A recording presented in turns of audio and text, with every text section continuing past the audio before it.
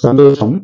ஒரு ஆபத்தான சூழ்நிலையில் கடக்க முடியுமா என்றால், நிச்சயமாக கடக்க முடியும். அதில் பதட்டம் இல்லாமல் பண்பாக அணுகுமுறை முக்கியம் என்பார்.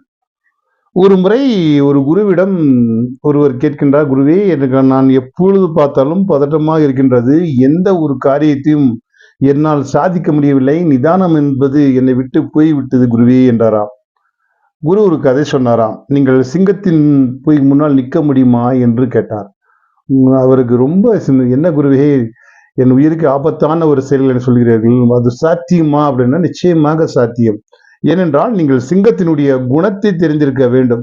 தெரிந்திருந்தால் 2 மணி நேரம், 3 மணி நேரம் நீங்கள் சிங்கத்தின் முன்னால் நின்னு நின்னு பிறகு வர முடியும் என்றாராம். குருவே, ஒன்றுமே புரியவில்லை என்றாராம்.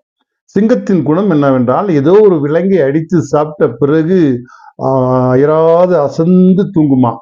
அந்த நேரத்தில் நீங்கள் 1 மணி 2 மணி நின்றாலும் உன்னால் சிங்கத்தின் முன்னால் தைரியமா நின்றிருக்க முடியும். அது விழித்துக் கொண்டால் உன்னால் அங்கே உயிரோடு திரும்பி வர முடியாது. இந்த அணுகுமுறை முக்கியம்.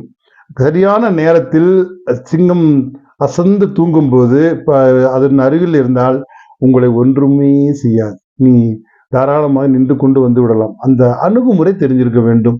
ஒவ்வொரு இடத்திலும் ஒவ்வொரு செயல்பாட்டிலும் அணுகுமுறை தெரிந்தால் ஆபத்தான காலகட்டத்திலும் அந்த இடத்தில் நின்று நம்மால் சாதிக்க முடியும் என்று குரு சொன்னாராம்.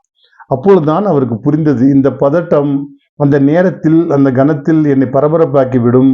அந்த அணுகுமுறையை அணுகி அது சரியான நேரத்தில் அமைதியான ஒரு சூழ்நிலையில் ஒரு செயல் இருக்கும்போது அங்கே என்ன வேண்டுமானாலும் சாதிக்கலாம் என்ற இந்த கருத்தோடு அவர் விடைபெற்று தெளிவானாராம். ஆம் நேரங்களே, சில நேரம் ஒரு செயலை பார்க்கும்போது நமக்கு ஆபத்தாக இருக்கும். அந்த அணுகுமுறையை புரிந்து கொண்டால் அந்த ஆபத்திலிருந்து விடுபட்டு வெற்றியோடு திரும்பி வரலாம் என்று குரு சொன்னாராம். சந்தோஷம். வாழ்க வளம்.